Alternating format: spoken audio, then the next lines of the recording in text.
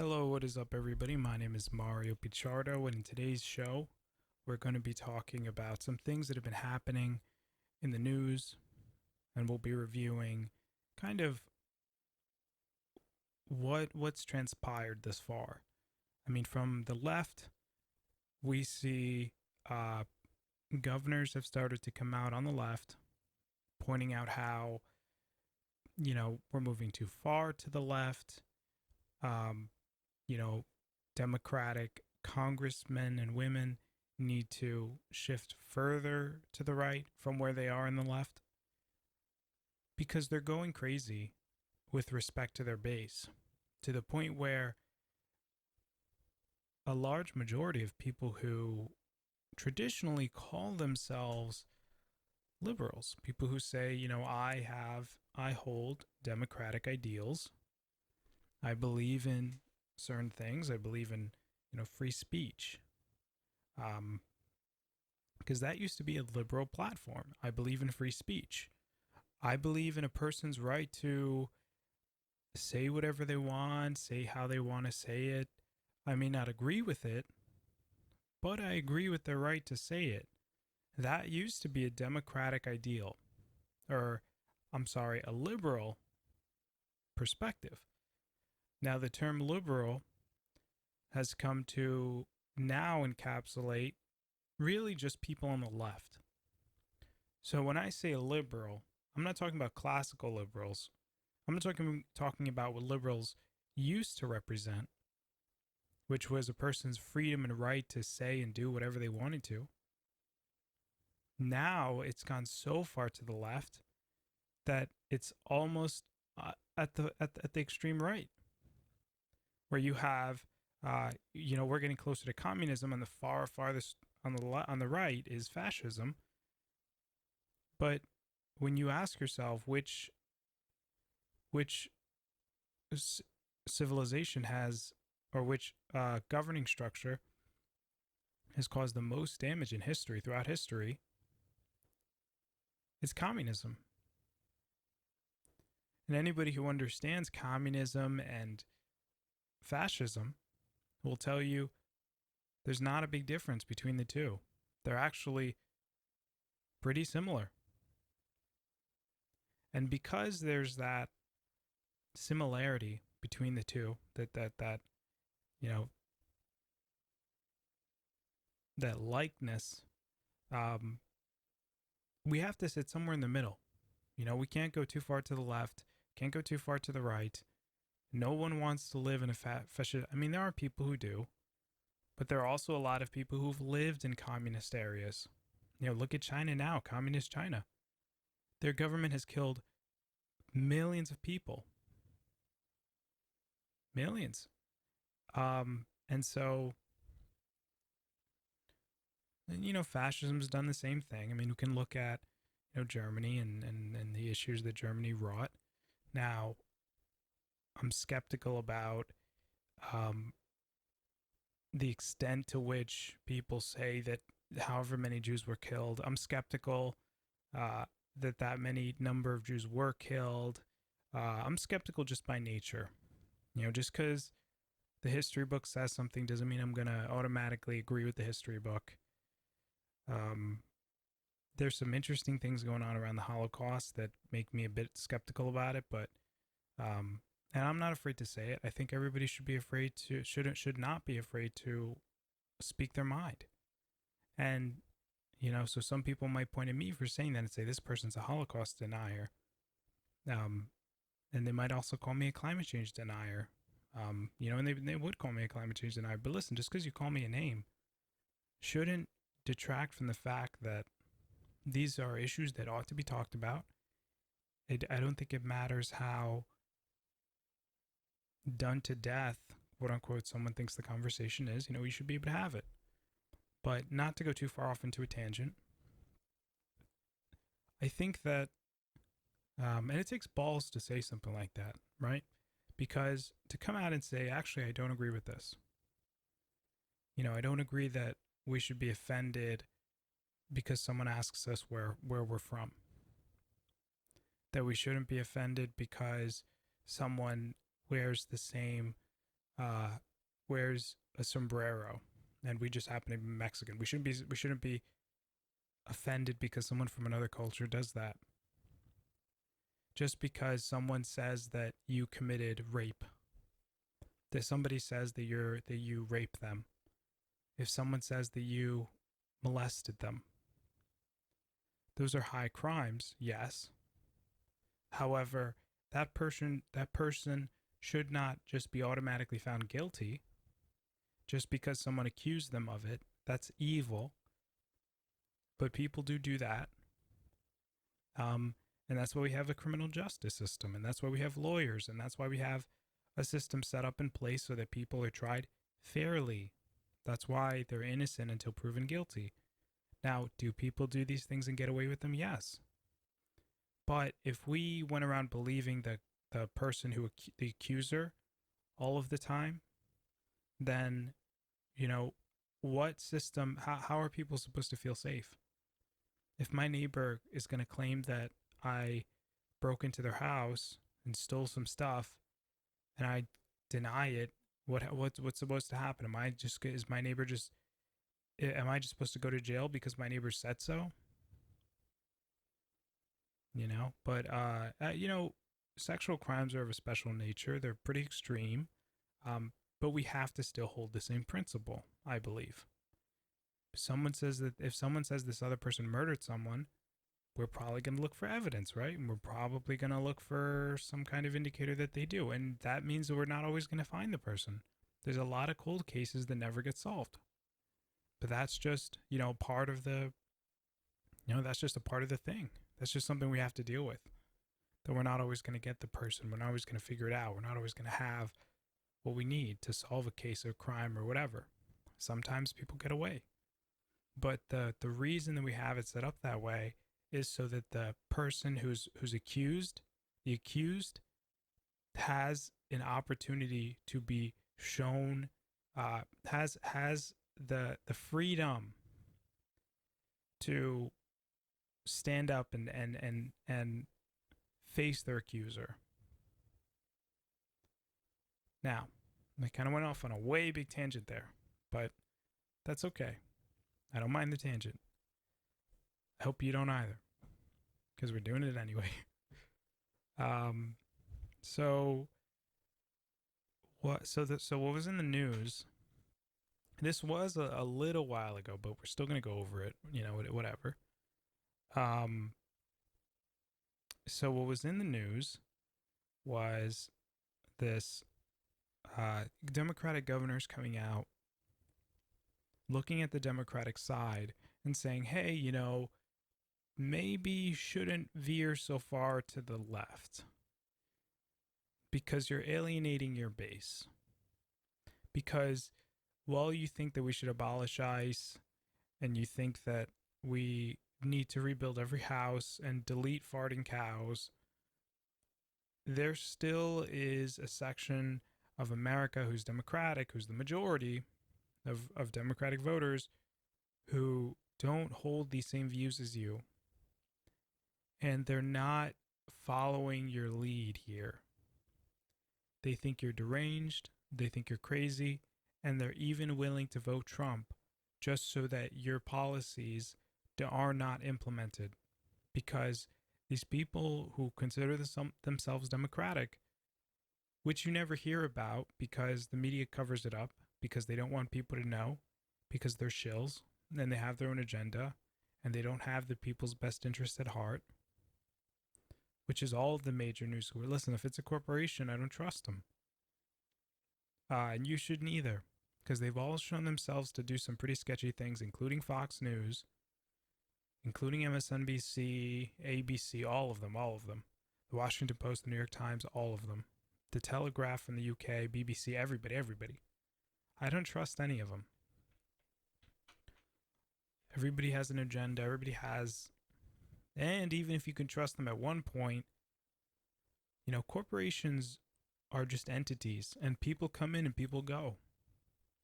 And when that happens, different ideas get implemented. Different people with different agendas come into power. And you could have a company that used to spit the truth 100%, turns around now and spits out garbage, spits out lies and stuff like that. So I ask people to be wary, find people that you can trust. Go to independent news. And that's a good segue into what we're trying to talk about here. Because Trump held a social media summit. And in that summit, he invited people from the right. And he invited people from the right so that they could give their commentary, so they could kind of have a forum, not only to be able to ask him questions, but so that he can tell them, hey, I hear you. What are your concerns? What are things that are going on? I can tell that you've been censored. We're working to try to help you. We're trying to, in some way stop these companies from just kicking anybody that they want off their platform. Now, it's a tough topic, because if we just kick people off the platform, right? Or if we stop a company from just kicking someone off the platform, well, then aren't we allowing now the government the power to regulate what the social media companies can do? And if we are, who's to stop the next person walking through the door who gains power to now change that definition of regulation to include individuals or groups that they don't like? So, for example, right now Trump's in office, but what about when the next person comes in, and if the other person is Democratic, or they could be right wing, it doesn't matter. But what if they want to take it to the extreme now and regulate parts of social media that we currently can, right now, would not agree with? We're giving the government a lot of power and a big precedent. So it's a really tough issue to deal with, because on the one hand, if you're on the right, typically you want a small government. You don't want your government to be too big, because you know that it just messes things up. It's inefficient, wastes a ton of resources. And so we want to kind of minimize the impact of government over our daily lives, but at the same time, we want to protect our ability to be able to freely use and engage with one another on the internet. And we've never had public forums that were literally within the hands of corporations. So it's a complicated issue. We've never had multinational corporations in charge of deciding who can and cannot communicate, and what ideas cannot or can be communicated. So it's a complex issue. Feel free to let me know what you guys think we should be doing to deal with these problems. However, I think that there does need to be some level of regulation. However, I think that it should be kept to a minimum. I think that we should probably implement a system that says, okay, we are not going to allow Starbucks to, that we should not allow Facebook to just kick anybody off the platform that they want to, in which case they will not be a publisher, as they claim the immunity for, or that the company can be a publisher. However, they're not allowed to kick people off. See, it's hard, right? Because where do you find that definition?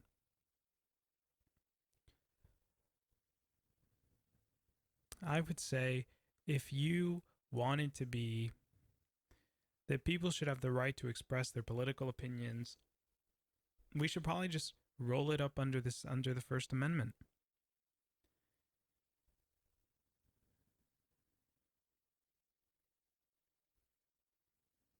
But it's tough, because how do you say that a company is not allowed to, quote unquote, protect its users? By the way, that's what a lot of communist, fascist society, that's how government gets big and strong and authoritarian, is they claim that everything that they're doing is in the best interest of the people.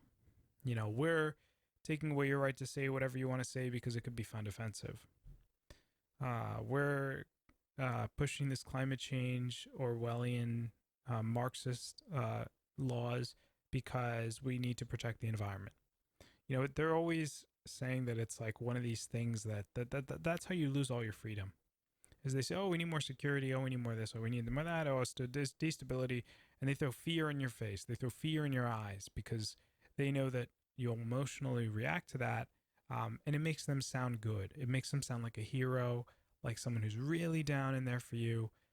As much as I hate the fact that happens, that's a part of life, and it's a thing that happens, and for better or worse, that's just something we have to deal with. But let me just check the time really quick. How much time do we have? All right, we got a good time. We're good on time. Just give me 1 second.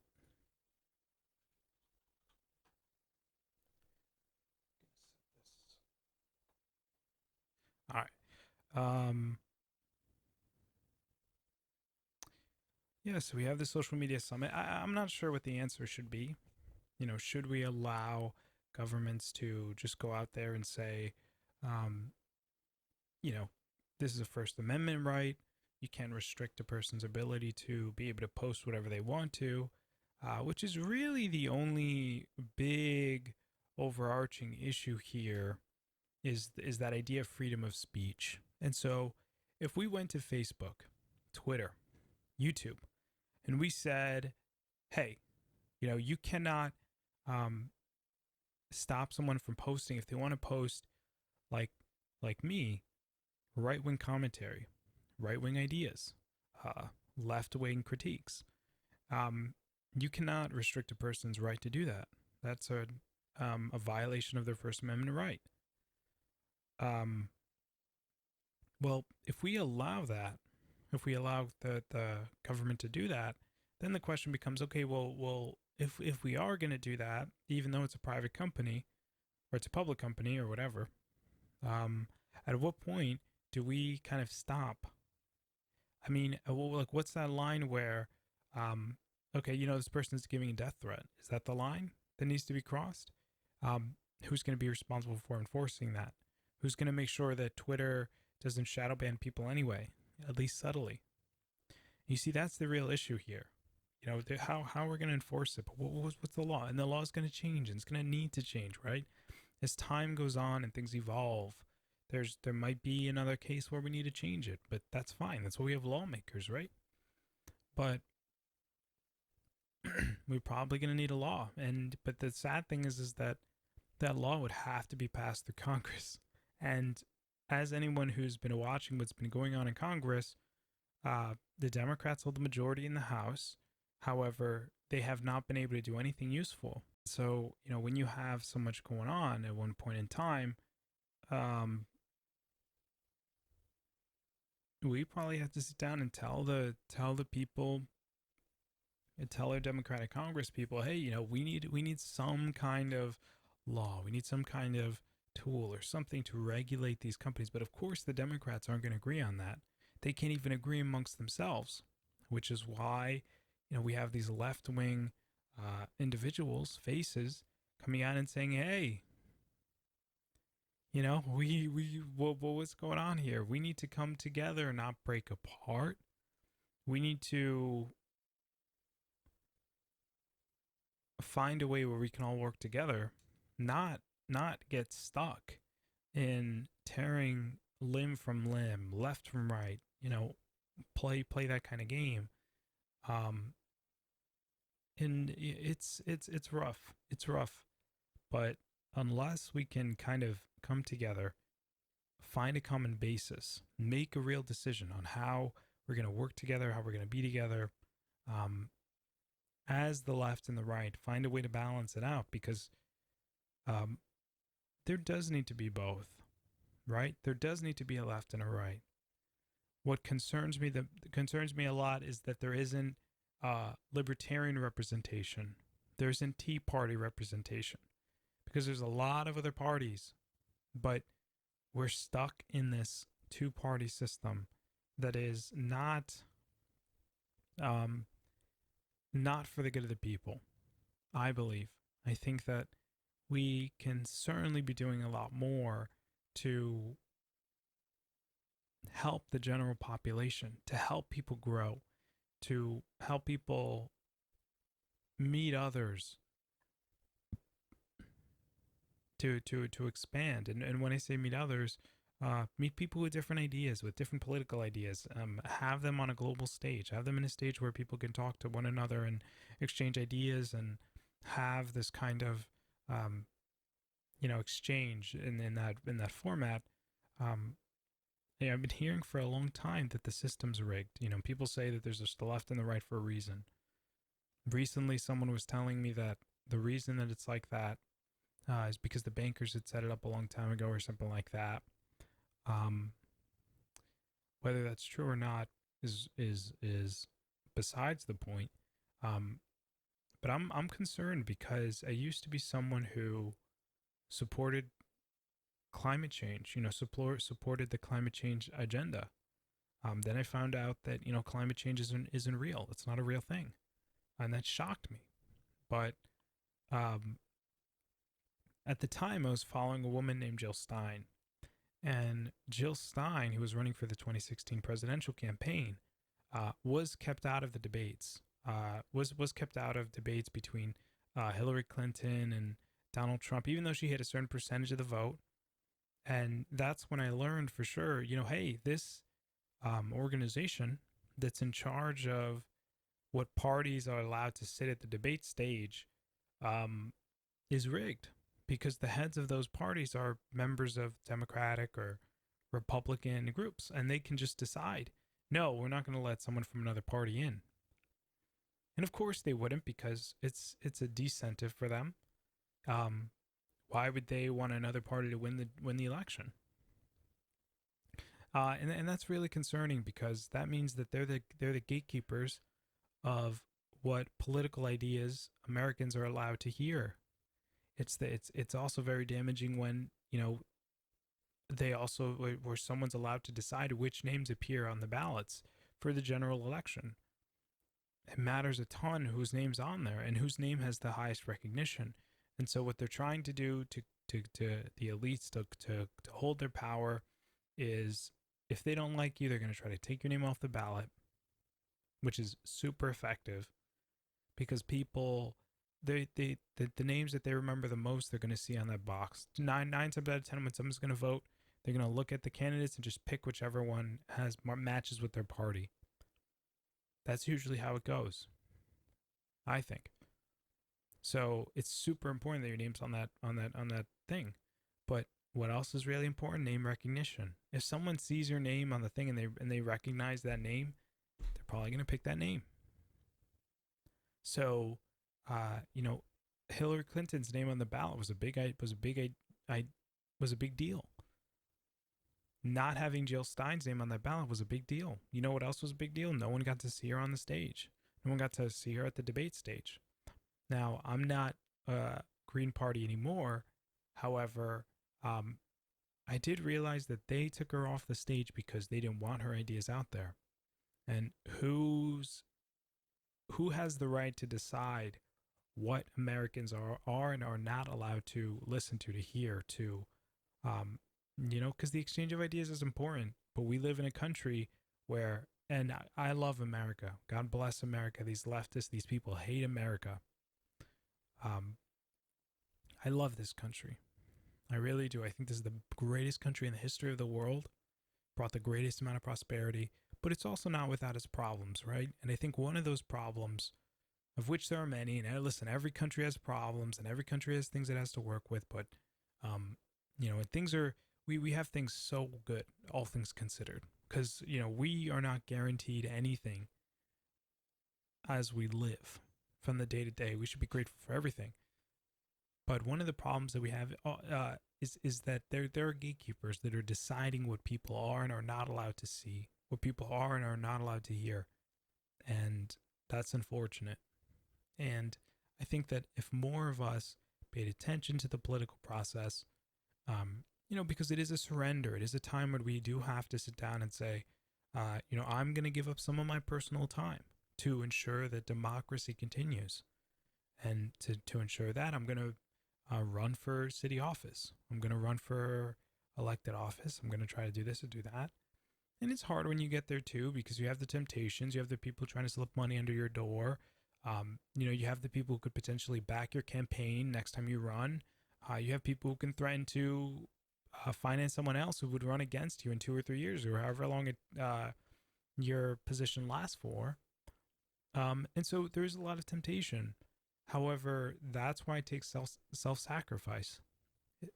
For us to maintain a healthy and stable government, we need honest people in office. And that means that, we have to give up a lot. It takes a lot to be the kind of person who can just sit there and make those sacrifices. But it's a job that needs to be taken. And there's a saying that says, evil prevails when good people do nothing. And so when you start to see gatekeepers appear, only allowing certain groups into the debate stage and stuff like that, like what's happening right now in social media, if we don't do something, a lot of people are seemingly going to be swayed into voting Democrat or voting anything other than Republican, or not voting for Trump, or not voting. It doesn't matter that it's Trump this time. This could be 100 years from now, 200 years from now. It's just the concept that there are gatekeepers deciding what people are and are not allowed to listen to, when they're not allowed to do it. And that's scary. Listen, guys, listen. If Facebook's going to tell you that you can't watch the video of the New Zealand shooting, and that allowing that video to be shown or anybody to post it is hate speech, who's right? Who does Facebook think that they are to decide for you what you are allowed to see, what you are not allowed to see, so on and so forth? Are they your mom? Is Facebook your dad? Does Facebook think that they're your parent? That they're going to say, you can't listen to this because it's going to harm you? What? I don't know about you guys. I'm an adult, I'll listen to whatever I want to listen to. I'll see whatever I want to see. That's a part of my God-given right. Now, you could make the argument, hey, it's a private company. You can do whatever they want. You're not guaranteed anything in life. Yeah, well, like what I just said. When it's true, that's certainly true. We're not guaranteed anything in life. However, as consumers of content, look, let's not pull any punches here. Facebook makes money off of your data. Facebook makes money off of knowing your relationships, knowing your interests, knowing who your friends are, knowing what you guys like to do, knowing where you are, knowing what games you play, knowing what movies you watch, all of that stuff. Knowing how old you are, where you live, all that stuff. Facebook makes money off all that stuff. So you could think of Facebook as a bakery, Facebook's selling you bread. Facebook's selling the bread, and you're the ingredients. But you can choose to go elsewhere. You can choose to move along. You can choose to say no by not using these things.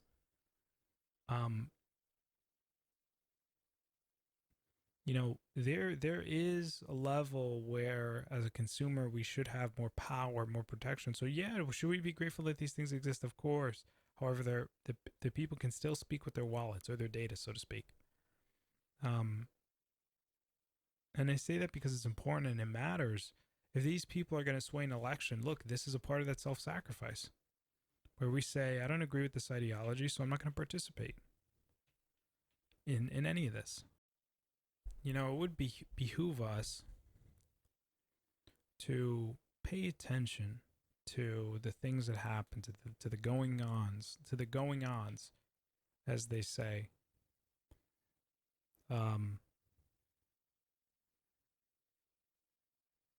make sure that we're doing what we can do, because ultimately the prosperity of our nation, the prosperity of our society, is always going to be dependent on the actions of us, the people, where we choose to spend our time, how we choose to spend our time, so on and so forth. And President Trump had to have a social media summit because he saw that these people on the right were being suppressed, regardless of what the news will tell you, regardless of the statements of YouTube or Facebook. Even though there's documented evidence, look at Project Veritas, where you had a chief, like an executive level AI researcher, or no, the AI integrations, whatever the person was, that were involved with the artificial intelligence system that works with the algorithms to recommend things to people, for example, where she comes out and she says, yeah, we're working to prevent another quote unquote Trump situation. So they have a bias. And, that was caught on video, her saying that in a casual conversation. We're not talking about, this was her speaking candidly. So these companies can say whatever they want, that they're not officially, quote unquote, that they're officially not censors, but they are. And we know that they are. They've been exposed. They didn't need to be exposed in Project Veritas, but it's just more proof. Because we already knew, but they can say whatever they want. We know where they stand. The question is, how do we respond as people? And the answer, blaring me right in the face, is, well, vote with your wallet. Don't use these tools. Don't use these websites. And it's hard too, because for YouTubers, like for example, I'm posting this on YouTube. You can say, well, but why are you posting it on YouTube? That's the other side of the problem, which is why the right is trying to fight back. If it was as easy as moving to another platform, we would have done it. The issue is that everybody is on YouTube. The greatest chance of you getting your word out there, of getting your message out there, whether you like it or not, and a lot of us don't, you have to go to YouTube. You have to. That's where everybody is. That's where all the gamers are. That's where all the music people are. That's where the sports people are. That's where everybody who's in the mainstream, the people that you're trying to reach, are on that platform. They are on that platform. Then you can say, oh yeah, but those people, they're not searching for your content, so you may not be able to find them. Everybody uses YouTube. I'm sorry. Everybody uses YouTube. I can't stress how important it is that this platform in particular is in some way we find some kind of balance between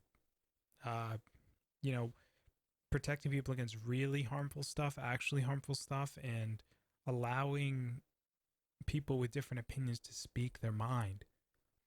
But yeah, so that's what's been happening lately.